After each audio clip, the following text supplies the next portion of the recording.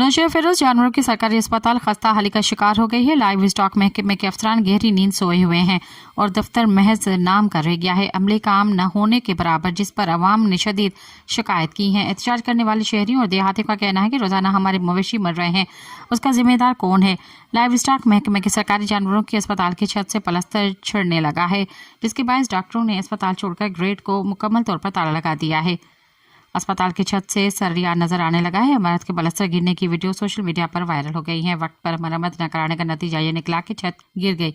इलाज के लिए आने वाले लोग मजबूरन निजी अताई डॉक्टरों के पास जाने लगे, जिसके बाद कई मवेशी बेहतर इलाज न मिलने के बायस मर गए हैं।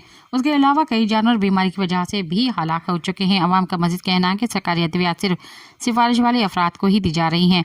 हम मुतालबा करते हैं कि फौरी नोटिस लिया जाए और सरकारी जानवरों के अस्पताल का काम जल्द अज जल्द मुकम्मल करवाया जाए, ताकि आम अवाम को फ़ायदा पहुंच सके। सब्सक्राइब कयो अवामी न्यूज़ HD खे ऐं ताज़ा तरीन ख़बरुनि लाइ ॾिसंदा रहो अवामी न्यूज़ HD।